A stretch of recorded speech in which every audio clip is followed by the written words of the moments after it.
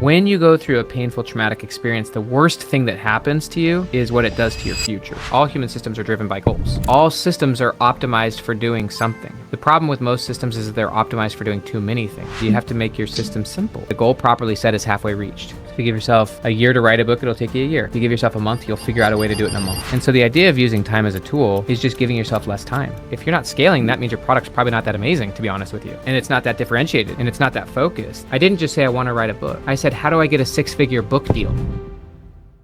All right. Well, hey, our guest today, and we are super honored to welcome onto the show Dr. Benjamin Hardy. We're very excited to talk to him about the concept of scaling, about so many other things that he's written in the past year, and we're really looking forward to our audience hearing what he has to offer. So welcome to the show, Dr. Hardy. I'm super happy to be here, man. It's my pleasure. Yes, thank you so much for joining. It's a great honor to have you on the show. And for our listeners, you are certainly making waves in the business leadership world.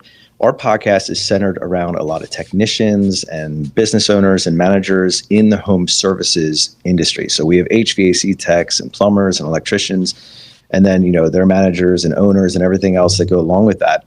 So they may or may not be familiar with you. You have your autobiography listed as an organizational psychologist, which I have a lot of questions about what that title means. But why don't you give us a little bit of history about who you are and what you're about? I'll be super brief. To what level of history do you want? Well, why don't you start off with how you got into what you're doing now, which is you're working with, you co-founded scaling.com. You're an author. You have a lot of great pedigree on the resume, the people that you have worked with. But perhaps you could give us a little bit of background about who you are and why you chose the career trajectory, which has obviously evolved over the course of time, but why you chose even where you started from.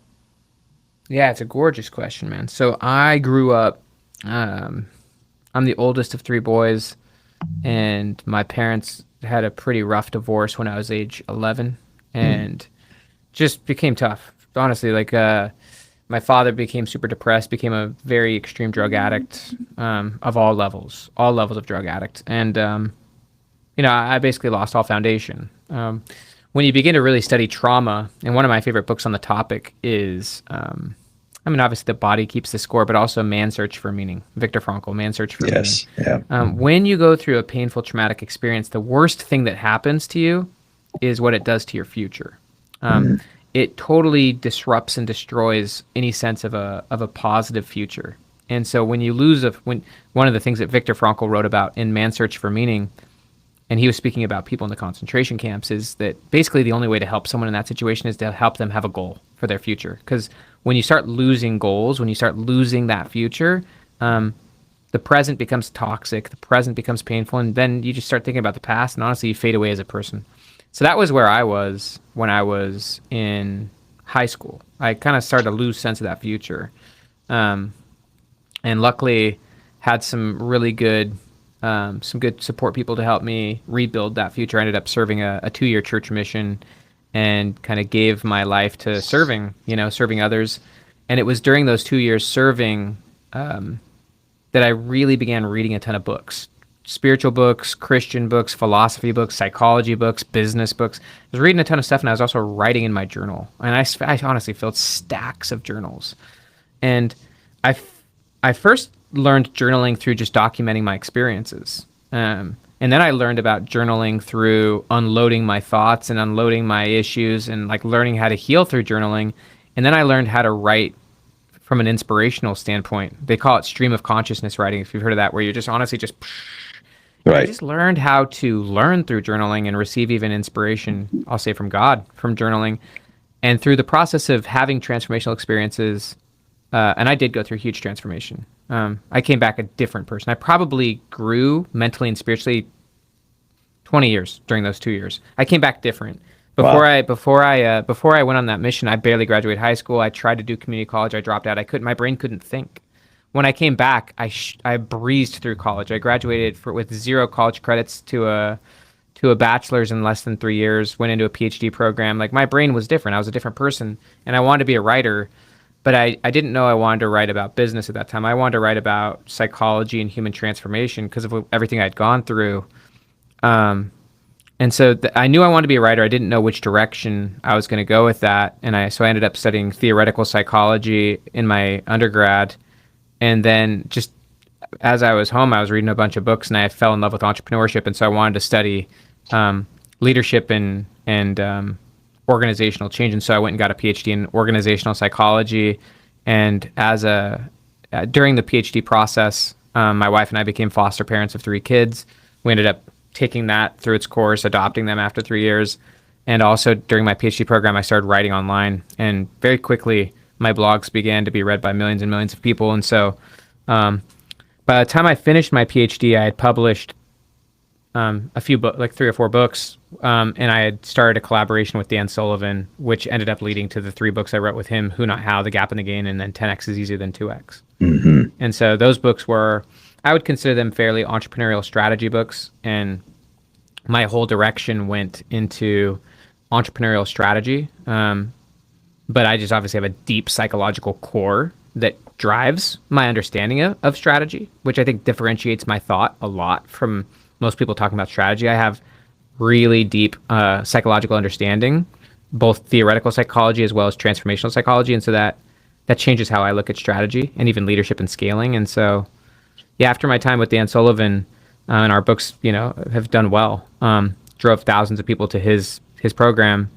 I was personally frustrated because I felt like a lot of people who were studying these topics and even teaching these topics still never actually just got to the crux of how do you scale.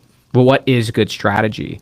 These are all still muddled topics in my mind. And so I walked back to the drawing board, and that's where I began writing The Science of Scaling over the last 2 years and ultimately creating scaling.com. Yeah, that's great context there. And to give you a little bit of perspective on our industry in the home services, I think most home services businesses have been started out of the trenches, meaning that there is somebody who got into it. Typically, it's because their dad or their grandfather or their uncle or whatever was in the trades. And then, they started at a young age and they worked their way up and they got to a place where they either took ownership of the family business or they pivoted out of the business and they started their own and they, ground up from there. And so there's a lot of frustration. There's a lot of sweat equity. There's a lot of challenge with scaling the business because it's so fundamental that our services are hands-on services. And yet the hands-on piece of it is not necessarily what helps the business actually grow. And yet it facilitates the business itself, right? Like you can't have the business without having the hand skills, the hard skills, but everything else that comes with the scaling piece of it isn't necessarily taught in the home services. So I'm interested in having a great conversation with you today. I just finished up your book, The Science of Scaling, this week, and it really expanded my mind. And so I want to kind of start there because there was an inspiration behind why you even decided to write that book, which I also finished up the Who Not How book a week or 2 ago, which I have questions about that one too. But you've written a lot of books and you've partnered with a lot of amazing people. And yet it seems like perhaps you felt something was left undone, specifically around the concept of scaling. So what was your inspiration for writing that book, and why did you feel like the world needed another book specifically about that topic? The thing is, I don't know if there ever really was a good book on the topic, to be honest with you. But like I mentioned, my frustration after my partnership with Dan, fell in love with that. I learned so much, loved writing Who Not How, The Gap in the Gain, loved writing 10X is Easier Than 2X. And I would argue, much of the thought of those books was my own. I took a lot of the initial nuggets of insight from Dan, which are life-changing. But I really wanted to go deep on those. That's why I was able to develop those books. But I still felt like, you understand the concept of a bell curve, right? And that most people sit in the middle of the bell curve and there's only a few people on the outliers, right? And I felt like even people who are getting business coaching and business training, or even probably people listening to podcasts like this, probably less than 5% of them actually can take this and scale with it, right? And I was in programs where people are not listening to great content like yours for free. They're paying tens of thousands, 20,000, 50,000 bucks a year. And I just would look at the room and I'd say, most of these people are stagnant. Most of these people are growing like 10, 20% a year. And I get that that's normal in most businesses, but I myself have seen what it feels like to grow 5, 10x, right? In a very short period of time. Like, our company, just for context, almost grew 2x last month, and it'll grow 2x again next month, right? Wow. And so like, again, and it's not a technology business, although it will become that, but I know what it feels like to strip away the nonsense and to grow and to operate from the future rather than to operate from the past. And so I just felt like, and I don't know if I've done it full justice, right? That's just one book, but I just felt like most people they don't know what it really takes. And there's thousands of books on these various topics, and most of it isn't going to get people there. And so I do my best to just cut through the noise and give to the best of my ability something that someone can actually use to transform their business. I mean, in my opinion, if someone's not going for 10 or 20, 10, 20, 50x, then by virtue they are not scaling. If someone has a business that's doing $1 million and they're not going for at least 10 or 20 or 30, they can't say that they are scaling. They can say that they're growing. They cannot say they're scaling. And what is it? Okay, so first of all, let's define those two terms, right? What in your opinion, what's the difference between growing and scaling? I mean, you can grow 1%, right? Fair, Growth just means right? you're incrementally, moving slightly in a direction, right? Scaling, in my mind, means that you're actually like I would say that some people have defined it as at least 60% growth a year. I think there's a McKinsey study that said you have to be growing at least 60% a year. There's also been studies that say if you're not growing by about that much, you're probably not gonna ever scale, right? I don't think that there's ever like a threshold. Like I don't think you have to get to 100 million to be considered scaling. I don't think you have to get to that level, but I do think you've got to be getting into the 10s, 20s. You got to be. Your business has to become substantial. If you get to 5 million, that's not scaling, really. I mean, and so the question is, how do you get to 20, 50 plus million? And how do you do it quickly? Because another part of it, and this kind of hit my insight, was if you're growing very slowly, and I get the value of incremental growth. I get the idea of compounding over time. But when it comes to good strategy, usually if you're growing really slowly, it means you'll never actually end up truly breaking through. Like in business, most businesses that grow really slowly, they don't get very far. Yeah.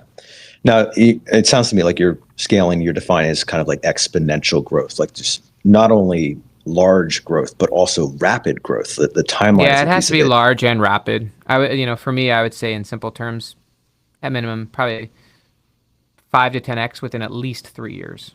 I mean, at most 3 years. At most 3 years, but I know people who would go 10 to 20 to 50x in 3 years. Yeah, which is amazing and causes a whole assortment of challenges that were not in the original part of the equation, I'm sure.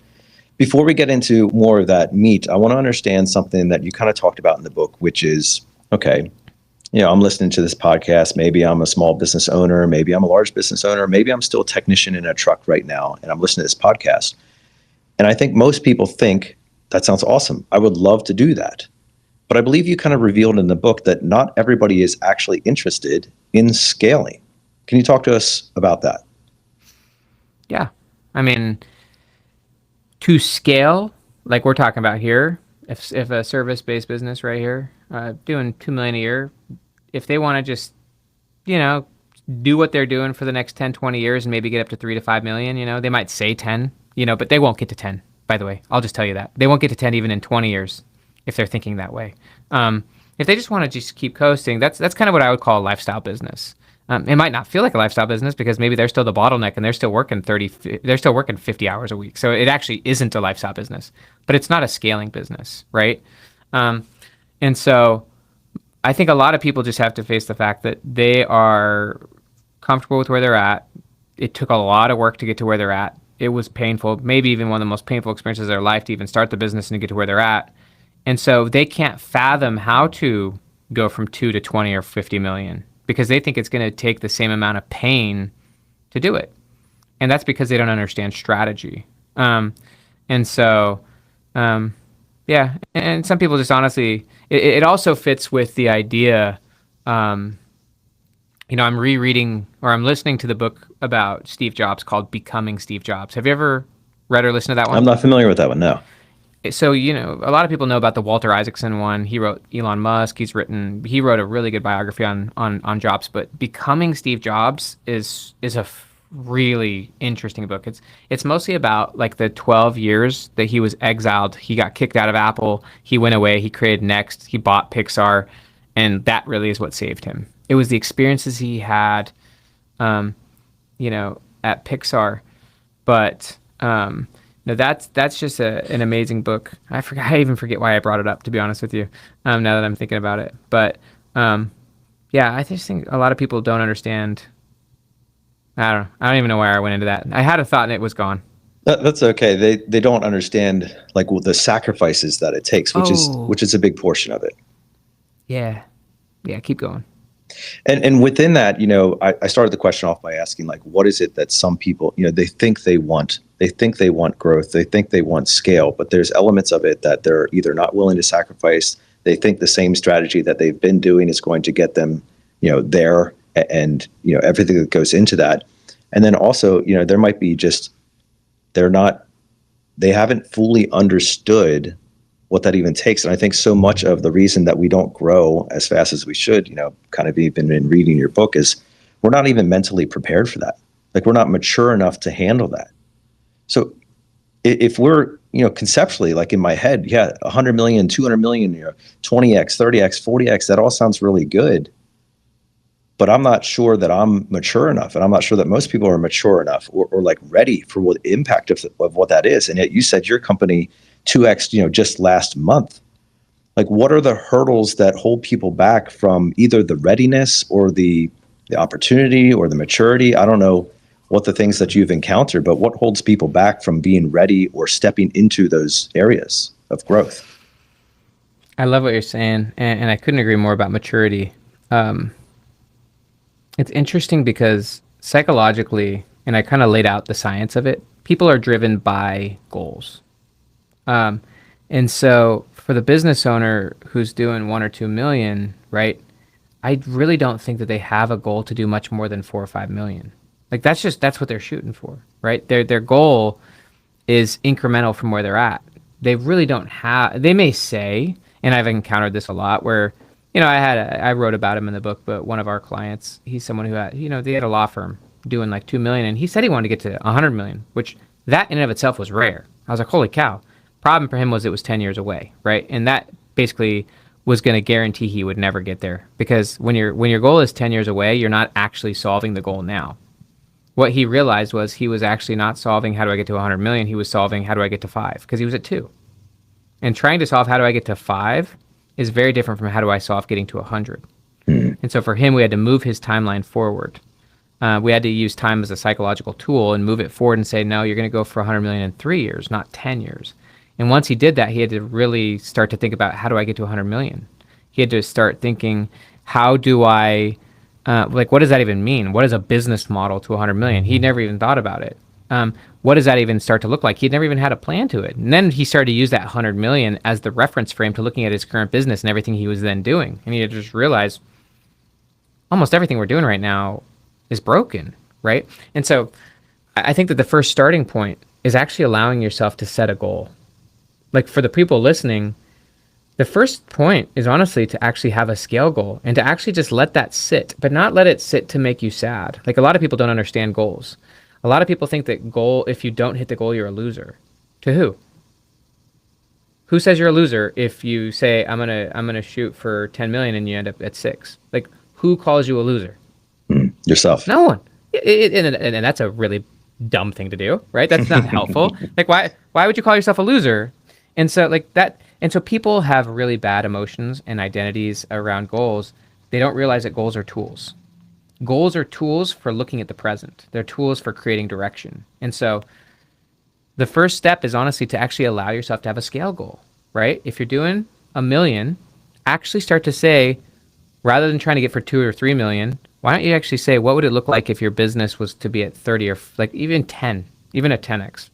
Like what would it take to get to 10 million, right? If you're at 1 million, like how would that shift your focus? How would that shift your model? What about what you're currently doing has nothing to do with that? You use the goal as a tool to start actually thinking about it.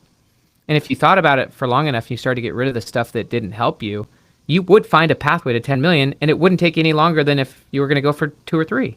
So people just don't even start with the right goal. You know, John Doerr, who's the billionaire venture capitalist, he said that a goal properly set is halfway reached. And the reason is that once you set the goal properly, the best thing that it does for you is it weeds out almost all the dead end paths. Almost everything most people are doing right now fits in that 80% of the Pareto principle, where 80% of what you're doing creates almost 0 results. So once you actually set the right goal, it allows you to get rid of all the dead end paths, and it actually allows you to start solving the goal. Your brain, they call it pathways thinking in psychology, but your brain will start to figure out how to solve the goal if you actually set the goal and start to think about it and commit to it. Now, in the book, you refer to this term or phrase, the impossible goal. And I think what you're pushing against is what you sort of alluded to earlier, that, you know, we are setting small goals. And in setting small goals, we're not thinking differently. And also, we are allowing time to be the dictator of how we achieve it, rather than using time as a tool. And this was something that really resonated with me. Could you help me understand, well, first of all, explain what Parkinson's law is, and then how using time as a tool can help us accomplish an impossible goal? Yeah, so Parkinson's law is just simply the idea that work fills the space you give it. So if you give yourself a year to write a book, it'll take you a year. If you give yourself a month, you'll figure out a way to do it in a month, right?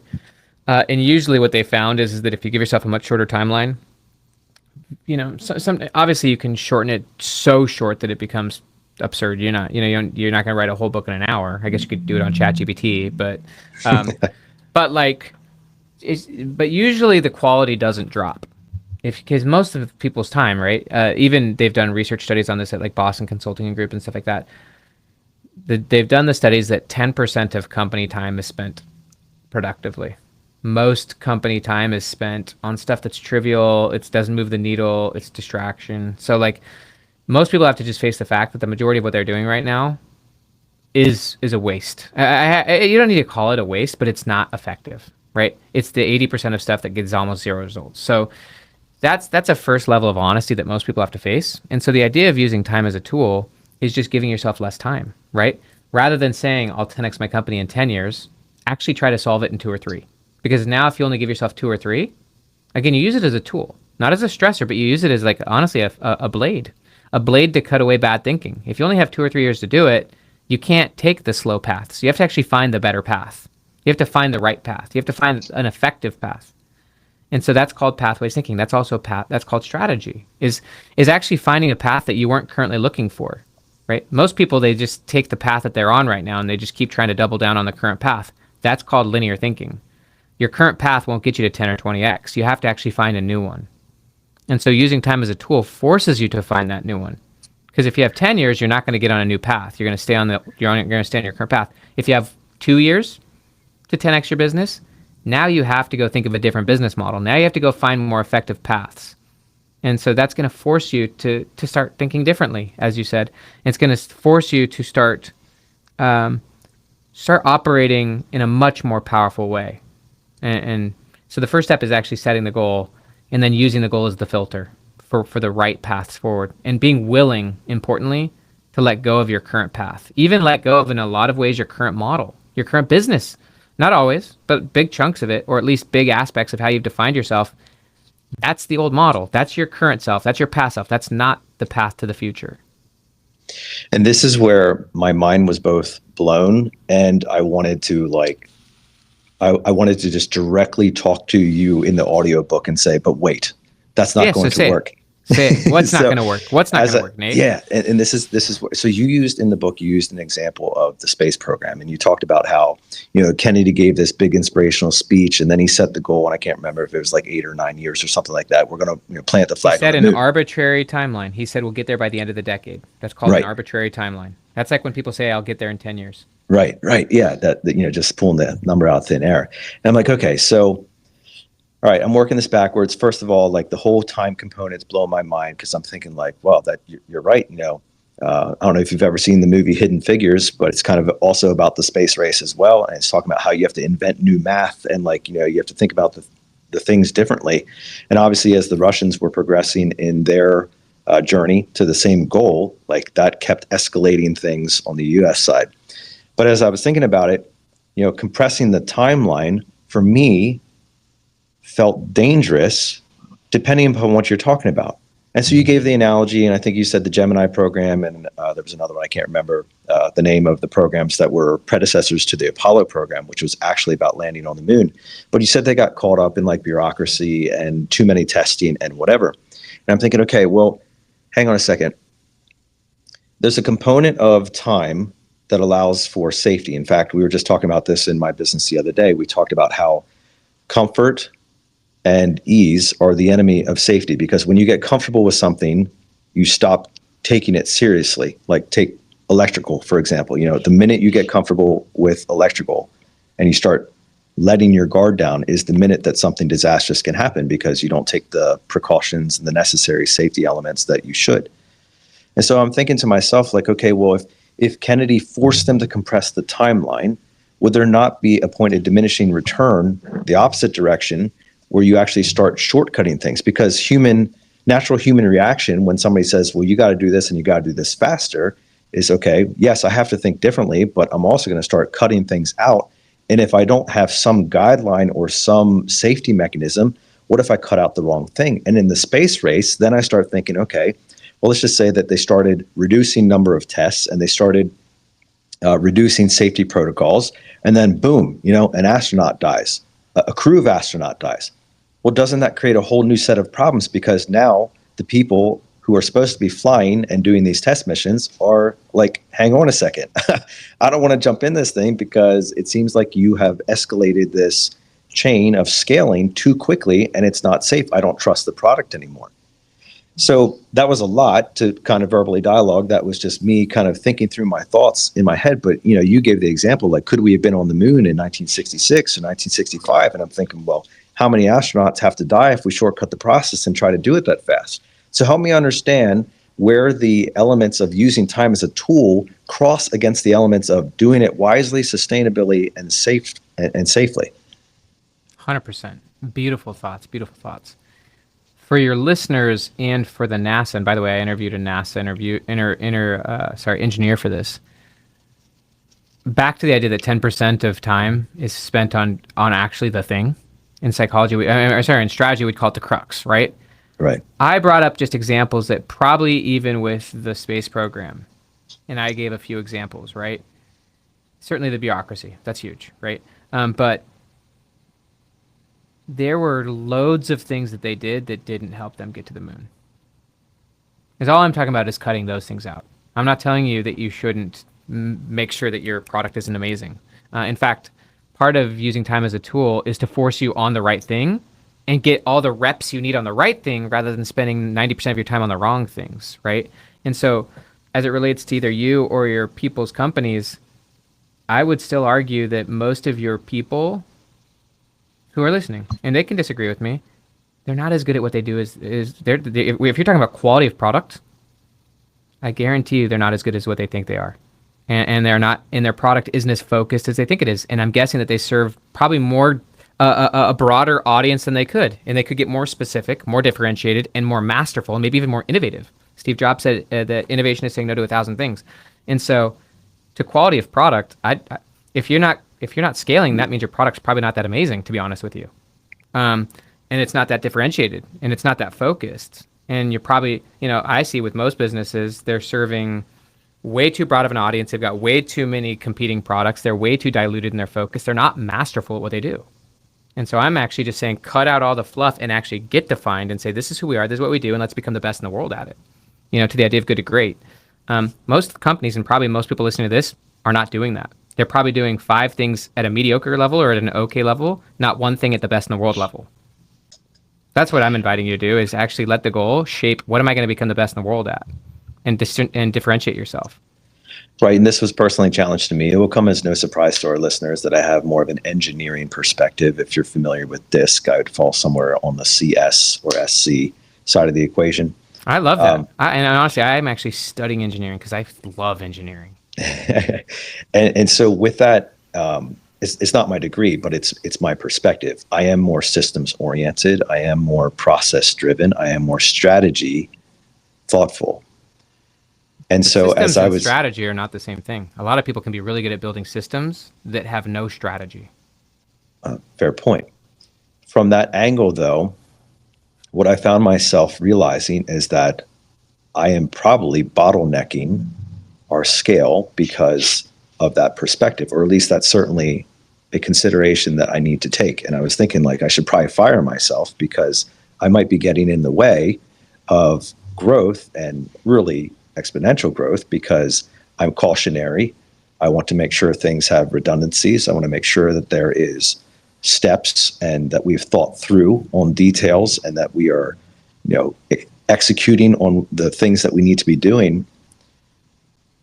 And it made me, like, as I was thinking through that, whether it's the space program or whatever else, it made me think, like, okay, well, I can think differently, but if I am, or the listeners that are listening to this podcast, if we are more detail oriented by nature, if we are more systematic, if we are slower, if we are more cautionary, if we are more thinking about the reasons it won't work.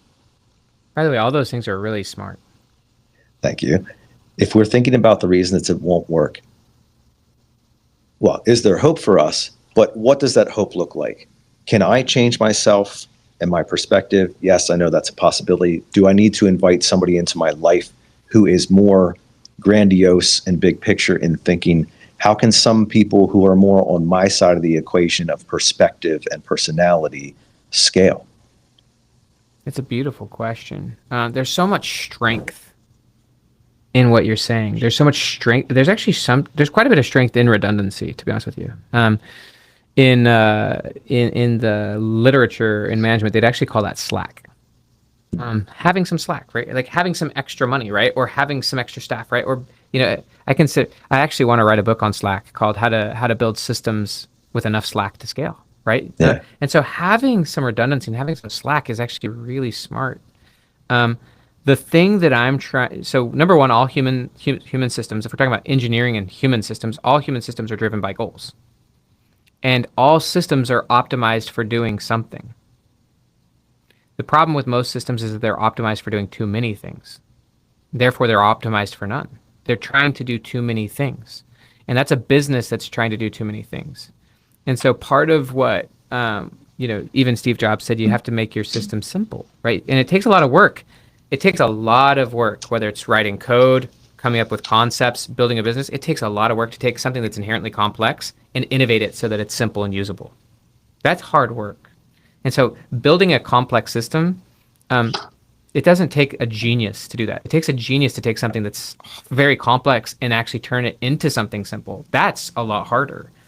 And so what the main thing that I'm trying to invite people to do here, and even someone like you, is to have you, Nate, have a goal that's so big that it forces you to relook at your system and think, okay, you're a genius builder of systems and machines and structures and processes. But if we were operating from a 10x or a 50x goal, how much of your current processes no longer work? No, basically, right? All of them. Yeah. Yeah. And so now that you have your engineering mind, which is actually really valuable, if we were to operate from a 10 or 20x, right? How could you systemize that, right? You still need to systemize, right? You still need operations. You can't scale without systems. You can't scale without operations. The thing is, though, is they have to be optimized. And they can't be optimized for 50 things. They have to actually be optimized for one. They have to be simpler systems that are focused.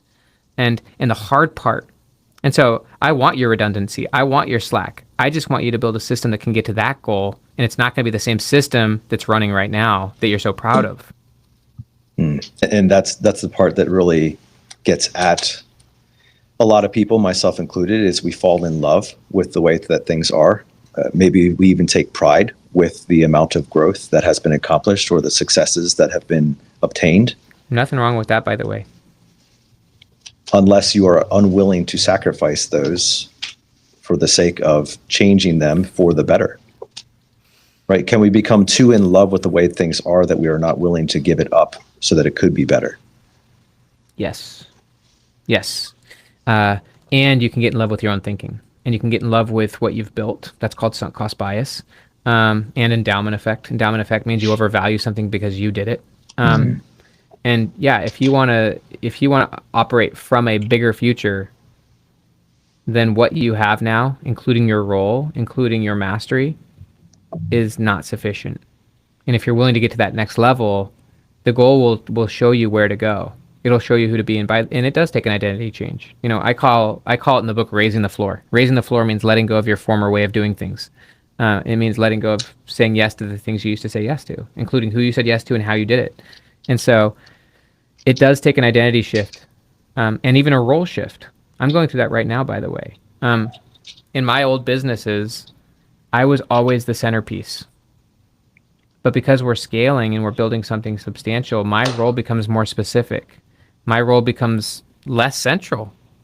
And my opinion becomes less important, to be honest with you. It's still important, but it's just one out of many great opinions. And so then you have to find a new role in a bigger game. And a lot of people don't want to do that. That's part of what I think makes people not want to scale is that they would prefer to be the king of a small castle than to be like a partner on a 10 or 100x bigger castle or a bigger movement. Yeah, that's very profound.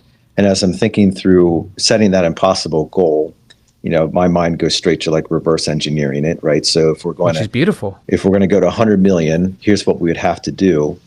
But help me understand, like when we set those impossible goals, we want to have operations in 20 different states. We want to have 500 technicians on the road. We want to serve. But that's not the goal. That's a model. That's a potential model that you're going into, right? You might not need the 20.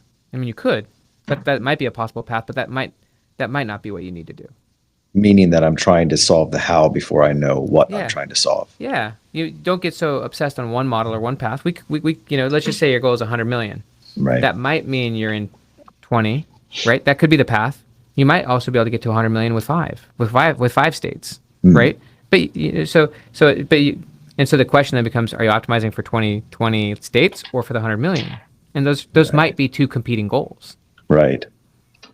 In the setting of that goal, and we work it backwards, if we are to establish systems or processes that are going to get us to 100x, right? Along the way, will there not be an evolution or some type of staging? Because we can't just jump straight to the system that would carry us to 100x. Like there has to be an evolution or some type of phasing to get into that. How does that factor into how we strategize about accomplishing that scale goal? Because we can go to the end and we could say, okay, this is what 100x looks like, and here's what we would need to do that and everything else. But isn't there, like if we keep backing up from that, before we get to 100x, we have to get to 50x. And before we get to 50x, we get to 2x. Yeah. Starting from whatever the goal is, at least you can start heading in that direction, right? But it will, even though, yes, the system will adapt. You don't have the perfect plan. Even your plan to whatever the goal is not right? It's going to change. The system will change along the way. But if you're at least heading in that direction, you will be building a different system than if you were heading towards 2 million. Like, at least now you're trying to figure out that system towards the higher goal. And yes, you have to expect that it will change all along the way. Let me give us as an example. Well, let me give a few different examples. So again, in psychology, they call it deliberate practice. Deliberate practice means you're practicing toward a goal, right? And so in 10x is easier than 2x. I gave my son as an example. My son is a tennis player in high school. If his goal is to play college tennis, there's a lot of pathways to get him to 100, to get him to that goal, right? If he moves the goal up to going to pro, the viable pathways decreases. Again, here in Orlando where I live, there's hundreds of good coaches that could possibly get him to tennis. Or could get him to college. But if he actually went for pro, most of those colleges would be bad options. Most of those coaches would not be able to get him to pro, and so we'd have to filter those pathways out. And we'd have to filter and find a different path. And to the point of his deliberate practice, if he was actually going for that goal in reverse engineering, how do I go pro? He would learn tennis differently than if he was going for college, because there's a lot of acceptable components of college tennis that are not acceptable to pro. And if he was using that higher goal as his path, he would learn tennis differently. He'd have different coaches. He'd optimize different things. There's different things, it's not like it's not always like the linear, first you have to learn this, then this, then this. Another example I give is Mr. Beast, right? Mr. Beast, I get that he's an extreme outlier, of course, but he was practicing or making videos on YouTube from the goal of becoming the biggest YouTuber in the world. He was not making YouTube videos from the perspective of, I'd like to just make 50 videos. And so his practice or his learning was going towards a very different goal, and that's what shaped his development. Just one other example for myself. When I was a PhD student, I had a very high and specific goal that shaped how I became an author. I didn't just say I want to write a book. I said, how do I get a 6-figure book deal? In order to get a 6-figure book deal, I had to become a specific type of writer. Writing a book and getting a 6-figure book deal are not the same things, and the developmental paths to those things are very different. And so back to your question, if, or even just going to my guy who I already gave the example, when he moved his goal, first off, to 100 million, that changed how he thought about his company. Because, a law firm getting to 100 million, that's different than a law firm getting to 5 million, right? But then moving the timeline forward, he now had to say, okay, if I'm going to get my law firm from 2 to 100 million in 3 years, what are the potential pathways to even doing that? Do I have 20 offices? What forms of law do we practice? Like, what forms of law are even viable, right? We can't do 50 different forms of law. Most of them are not profitable. Maybe we have to optimize for 2 or 3. And he wasn't, and then there's just a lot of things he had to start thinking about and solving because he was thinking about 100 million, right? None of those systems are perfect, but at least now he's getting on that path. He might be able to build great systems to get him to 10, and then you're right, a lot of them break and bust, and he's got to figure out other problems. But at least now he's solving towards 100 million.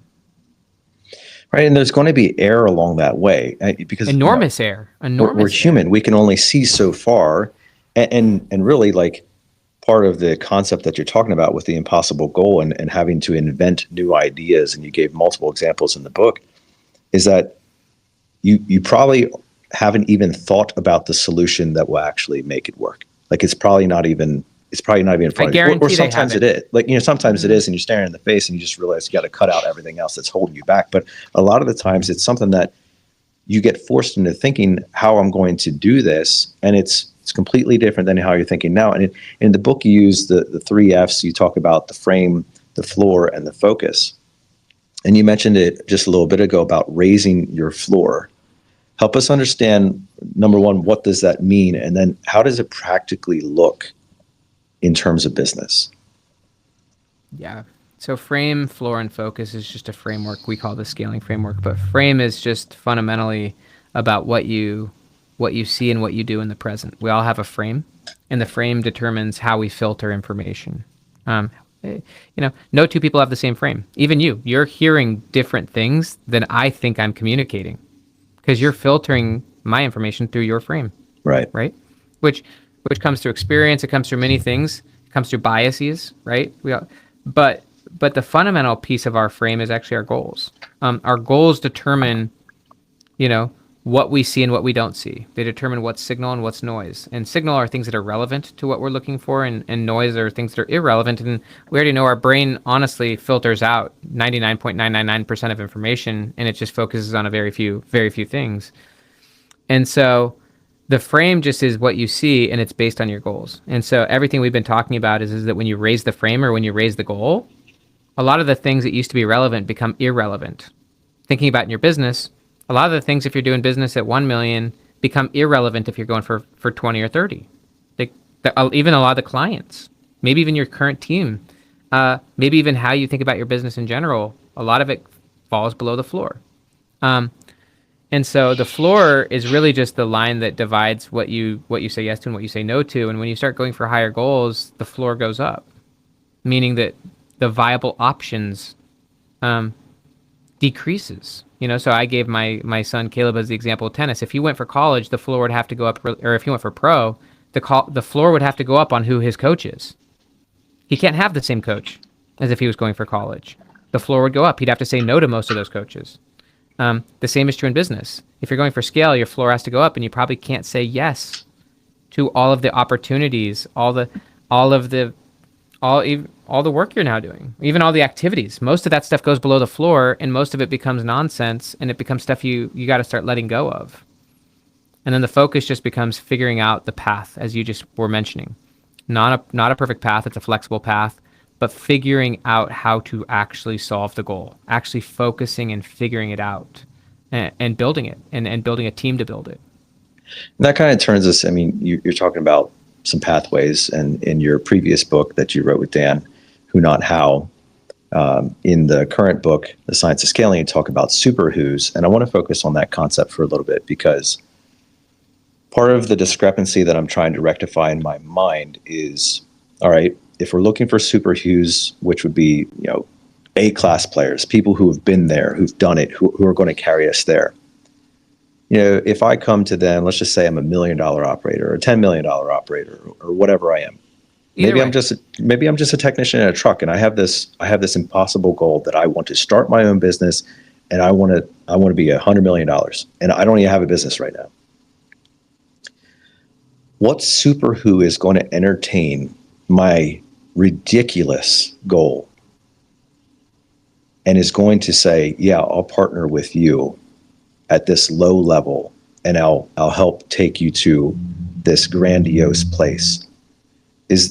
First of all, I might not even be able to get in the room with that person, much less afford what they would charge. I might not even know what room I'm supposed to be in or where these people exist. If I'm looking for a super who, does it have to be me first, or how do we close the gap on people who can help us get there? What do you mean, does it have to be you first? Do I have to be such a visionary that I can story tell my way into, convincing a $500 million CEO to come work for me, even though I don't have a business, right? Like somebody who's been there and done that and can take us and scale quickly and all these types of things. Or do I have to be lucky enough to find a diamond in the rough? Or do I have to be that diamond in the rough that, like, all of a sudden, you went from like having a terrible past, you graduated college, and then you need like books and expansion and boom, boom, boom, boom, boom. That doesn't seem to happen. Number one, yes, you need to be the diamond in the rough. Everyone who's listening needs to be the diamond in the rough if they want to scale.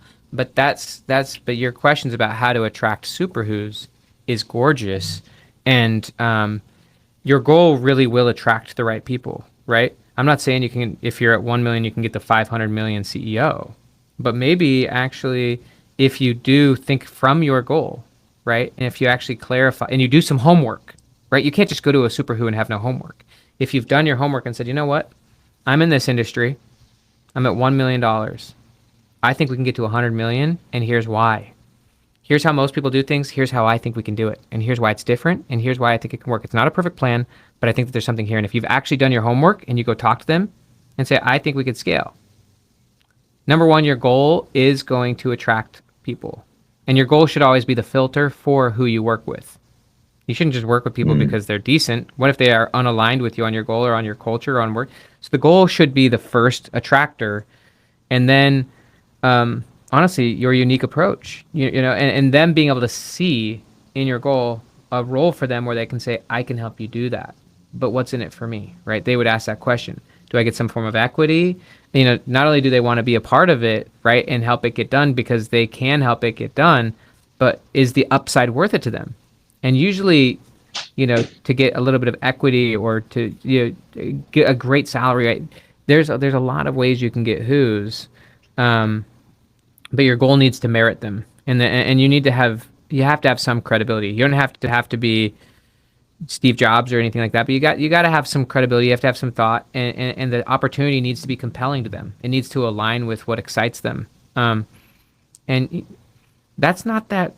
I mean, it may seem hard, but I remember when I was just a graduate student, I just wanted to write. I wanted to write really good books.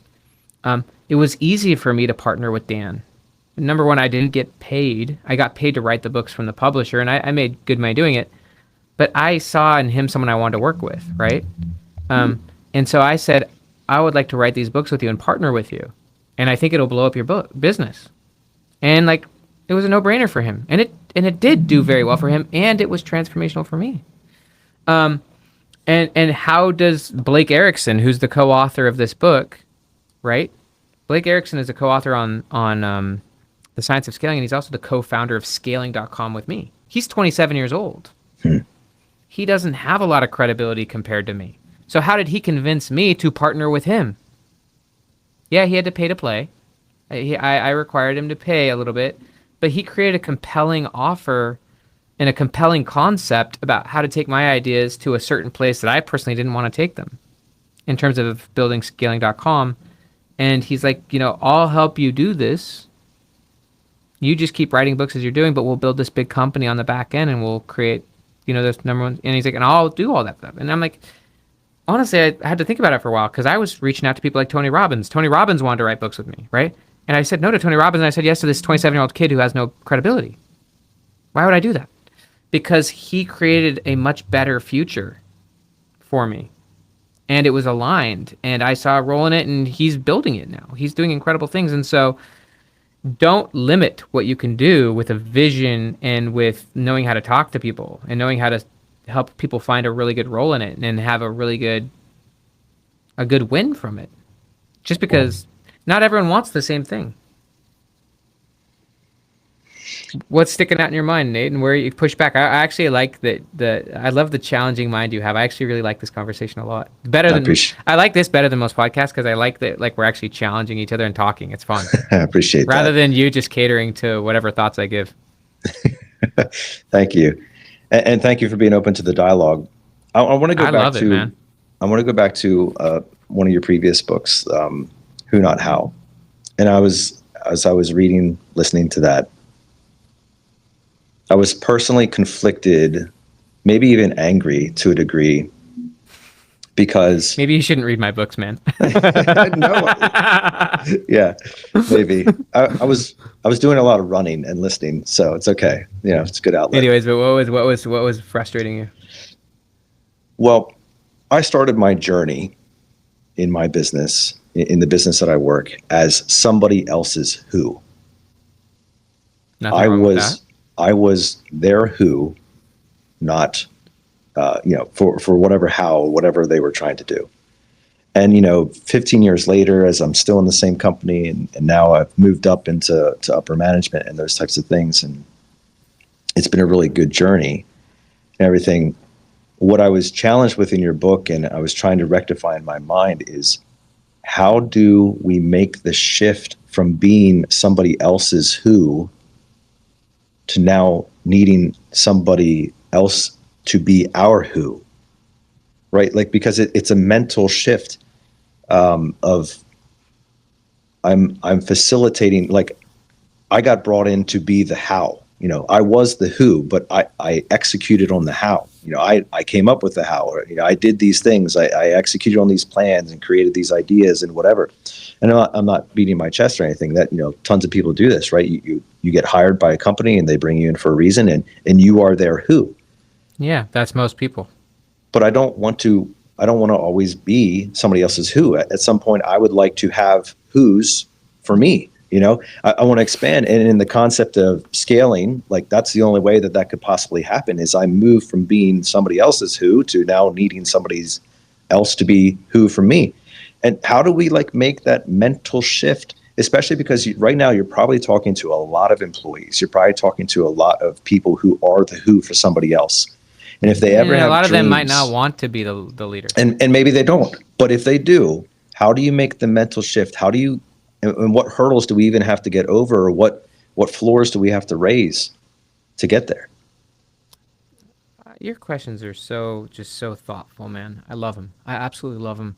Number one, you will always be someone else's who. So don't diminish that role. It might be in a different format though, right? I'm my wife's who, right? I'm her husband, right? I'm my kids who, I'm their dad, right? So we'll always be in a relationship, right? But and so even even when you have partners, right? Like you'll have a role, and your role is important. And so you will always be a who in the equation, but your point is important, which is how do you get to the point where you actually have other who's that are supporting you? You're not just supporting other people, right? Like it really, there's a really good essay from Paul Graham. He wrote about how money and wealth are two different things. The essay is called How to Build Wealth. And it's all about how wealth is based on value, right? And value is sometimes quantifiable into money, but value is an infinite pie. Money is a finite pie, right? I know that they keep cranking out more of it and stuff like that. And there's different forms of it, right? But wealth, and the example he gave is, say that someone has a broken down truck, right? Now, he could just let that truck has an amount of value, right? It's just sitting there, but he could also restore it, right? And now the truck has more value, and it didn't take away from anyone else by doing that, right? And so that is we build value. And so how you get to the point where you're a who that needs support, in even simple terms, is you become more valuable. Like where, and a lot of it, honestly, is deep, even just in simple terms, like the most basic start point is actually 80-20, knowing that 80% of what you now do doesn't have that much value. And so honestly, I'm talking even to myself. Don't take it personally. It's true for me too. It's good. It's true for me too. Like, and so rather than, so you have two choices with that 80%, so that you can focus on the higher value activities that really matter. You can either delete them or you can delegate them. But even by delegating them, even by hiring a 20 hour per week assistant to handle some of that more administrative or email or just nonsense, a lot of it can get deleted and you won't lose almost anything. But some of it, you pass that stuff off to someone else so that you can focus on the things that actually matter, that have 10x the value. Now your time just became worth 5 to 10x as much. Of course you can justify that first assistant. Then you keep doing it more and more, you might need a second or a third, or you might need a marketer to help you, right? And so it's becoming so valuable that you need support, and that you start to need some system and infrastructure around you, because other things need to get done. I mean, that's really the basics of it.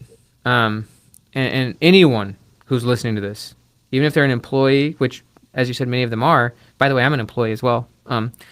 But there is a lot that your current role encompasses that isn't the highest impact in that role. I know that as an employee, you might not feel like you can simplify your role, or that you have much autonomy over your role and that you can strip those things out or get an assistant to help you. But the more and more ownership and autonomy you take over where you place your time and energy, and putting it on the fewer things that have the bigger upside, and getting really good at those things, and either delegating or deleting the other components, that's becoming more valuable. And you'd be shocked. There's some people, because of how valuable they've gotten at what they do,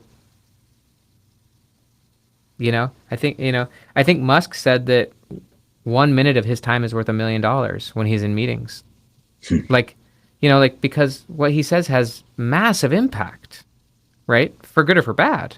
And so he doesn't have time, even though he sleeps on the floor, but he doesn't have time to manage all the garbage cans and manage this and that. Like he needs structure around him, right? And that's what a company is structure around a product. So, what are you taking from all this? You said earlier, like you can either delete or you can delegate, which, I've also finished up recently, Buy Back Your Time, which was a fantastic read. I believe that was his better than mine? Give me the truth. They were both excellent. They were both along this, around the same concepts of like focus on things that matter and like eliminate things that don't. And so, thinking through that concept and thinking through the who, not how, and thinking through delegating or deleting, how do I know if I'm mature enough to actually identify which is which? Like, how do I know if I'm mature enough, if I have enough perspective? Because admittedly, my perspective is limited, as all of ours are to some degree. How do I know if I'm making the right choice with what to delegate or what to delete? How do I know if I'm making the right choice in terms of what I should actually be focused on, like the thing that I most should be going after. Obviously there's wisdom and sound counsel, but how did you make the choices personally of to what you would delegate or what you would delete? It's all contextual.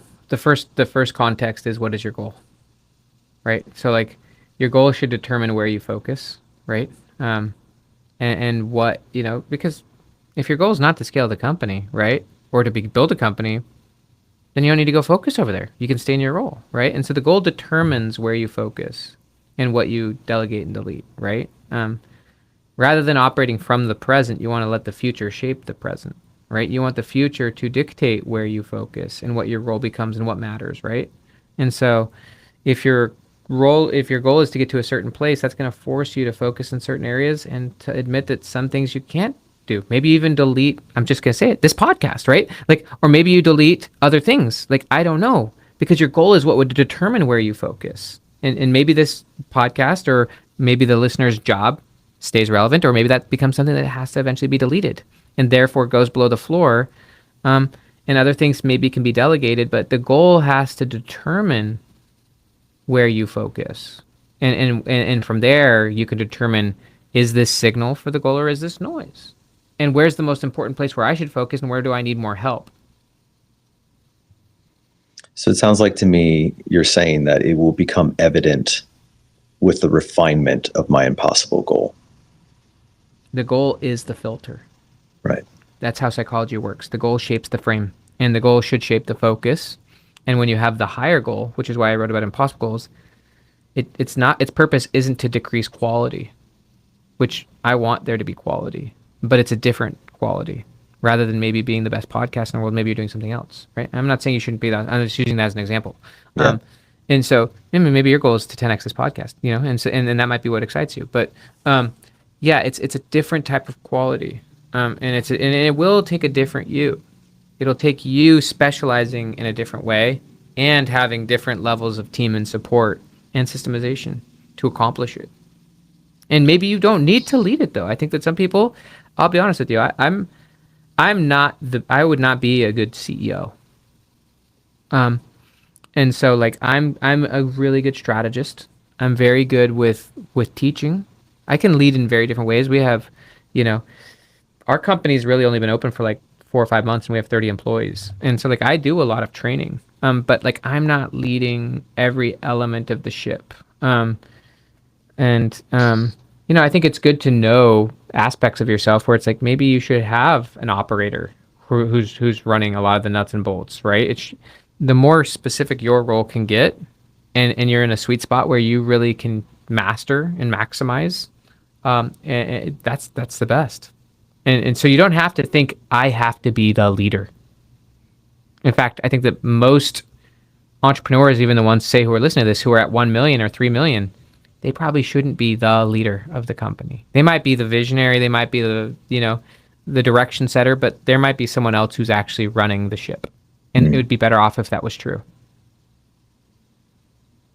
As I was listening to your book, and there was many really fascinating examples, real world stories that you gave of people that, through the course of conversation or challenge broke down what they thought was a big goal and turned it into this impossible goal.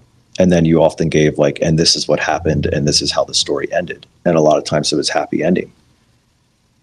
I have to believe that for every one of those happy outcomes, for somebody set an impossible goal, thought differently, invented new math, and then, charged ahead and scaled exponentially, there's other, maybe even more examples of when somebody set a goal and failed miserably, or didn't come up with a new pathway and went down a wrong road or got distracted. Is there such a thing as premature scaling? Like maybe I wasn't ready personally, or maybe the strategy was unsound. Is there a premature scaling that we need to be cautious of and maybe even avoid it? It's a really good question. Probably. Yeah, I would say that if it's not something like I would say that there's two sides of this equation. One is someone who is super gung ho and wants to go take on the whole world, but isn't sound, right? And so then they break themselves, right? The other one is the super well-ready person who constantly doubts themselves and doesn't try. And I would say I don't know which one I would say there's more of. I would say certainly there's more people who don't try to scale than even try to scale, right? I think even trying to scale is rare. So Right. I think I would argue actually that the gung ho person who shoots for the moon and either blows up or hits the stars is way rarer than the 90+% of very capable people who never try. I think that would you agree with me on that one or no? State it again for me. Would you say that there's more people who are quite capable but don't ever try to scale? Are there more people who have the potential to scale but don't even try versus the people who don't have the potential but do try? Yeah, for sure. One of man's biggest detriments is a lack of belief or people to believe in you. And for so many reasons, whether it's your past, your upbringing, pre-recordings in your head that hold you back, we don't dream big enough. Yes. So, your question is really important. And I would say that in order to scale, there are very hard lessons to learn. One of my favorite books is Too Soon Old, Too Late Smart. And a lot of people don't learn those lessons fast enough. You have to learn lessons quickly if you're scaling. One of the lessons is you have to actually have a good team. A lot of people who we work with, they have had the same employees for 10, 20 years.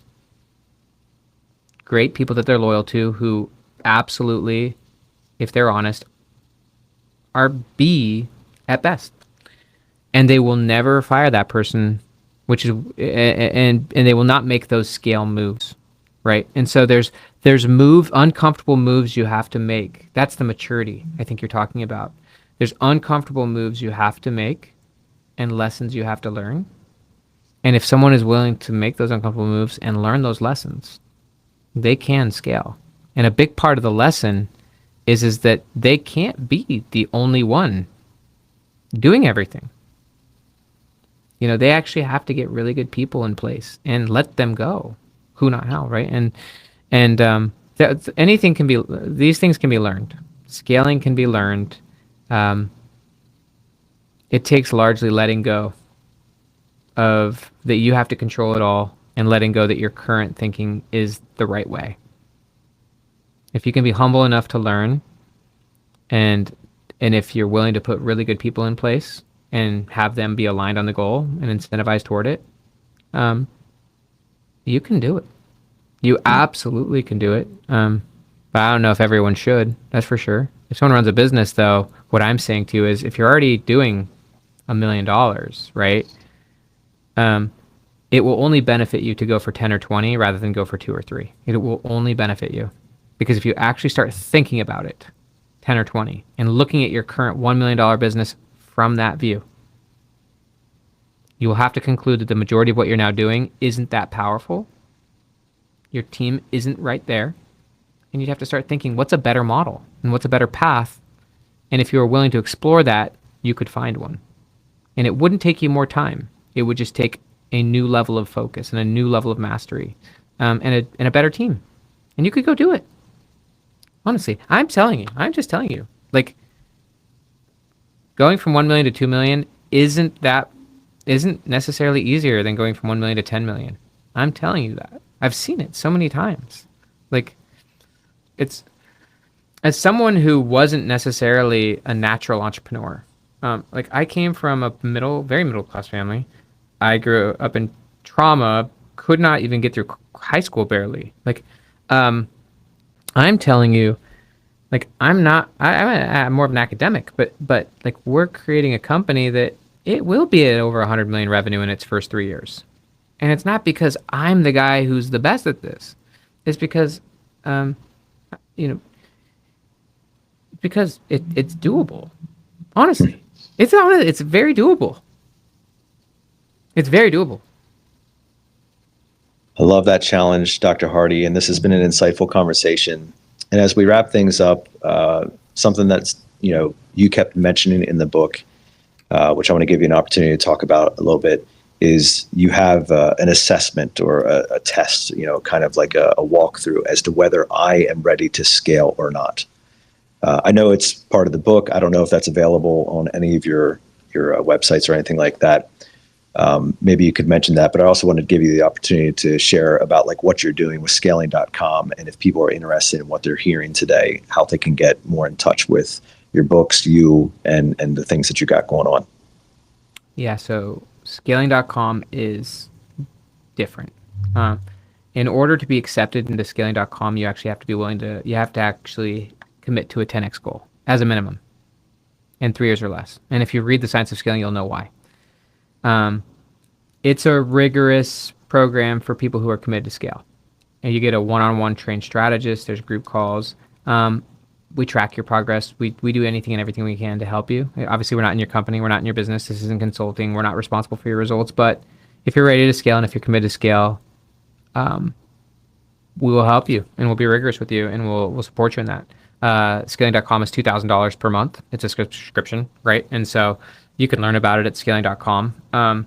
If you go to scaling.com/audiobook, you can get the free audiobook of The Science of Scaling. You can go just listen to it for free. And in terms of the readiness to scale survey, it's more of are you someone who's ready for scaling.com? And so you can apply to the program if that's of interest to you. There are free, so scaling.com/audiobook is the free audiobook. There's also, I want to share, we release what are called scaling stories very regularly, and I want to just tell people where that link is because it's a free link as well, where people can actually just access case studies and stories. Let me just grab that real quick. Yeah, that sounds awesome. Man, if to the listeners while he's getting that information, if you haven't had the opportunity to listen to this book, the fact that it is free, man, just go get this thing. Stop what you're doing right now. Pull the van over. Put the pencil down. Stop typing that email that doesn't really matter anyways, and go listen to this book. It will change the way that you think. So the other link is scaling.com/scaling stories. So it's a free link, and there's some case studies. We add some every week, so there's not a ton in there right now, just because we just started and we're doing interviews right now with our members. But there are case studies in the book, and we have another audiobook coming out in September called Time as a Tool. Some great case studies in there, but scaling stories. So it's scaling.com/scaling stories. You'll be able to see some case studies there, and we're adding more to that every week. Love it. Love it. Dr. Hardy, this has been not only a pleasure, but an honor to spend some time with you. I appreciate the just hopefully organic conversation and the simplicity of, just me pinging questions off of you as part of the interview today. And I appreciate that you've been willing to go through that exercise, not only for myself, but for our listeners as well. Dude, your questions are really cool. I'm grateful for these questions because they force me to think about it from a different direction. They force me to, hear it from the genuine view of someone who's hearing this and doesn't believe in themselves, and doesn't think it's possible or doesn't know how to do it. Sometimes when you start doing it so much and you train people to do it and you see people doing it, I get I won't say overconfident, but I get maybe non-empathetic to that viewpoint that you provided. And so I really appreciate just the ground level of how do I even start a business, let alone scale one, right? I think that's, it's a really humbling spot. And I can say for myself, it's I remember thinking some of those thoughts in a prior version of myself as well. When I was just even a grad student. even just starting as a writer. I remember I delayed writing for so long. I came home from that mission and wanted to be a writer, and I didn't write for years because I didn't know how to start, and I didn't know what to do. And so, I mean, yeah, I did tell you the story. I set the goal of having a 6-figure book deal, and I did go do that very quickly. But I had years where I just sat there waiting and not doing anything, and just not solving the goal, to be honest with you. Well, the trades is full of some of the finest people in America, and we need more of them to set impossible goals, start their own business, and serve more people in this country. It would be a good thing. And I hope that you as a listener have been challenged by the podcast today, and that everything that Dr. Hardy has spoken about and we've dialogued about has resonated with you. Make sure that you check him out, not only on the social media platforms, but also at scaling.com and the links that he provided, and listen to the Science of Scaling book. It will change your mind, as well as many of the other previous works that he has collaborated with and worked on. But this has been a great conversation. I know that our listeners have appreciated it, and I'm sure that they will use this as motivation for our weekly challenge, which continues to be the same: to choose to wake up each and every morning and waste no day.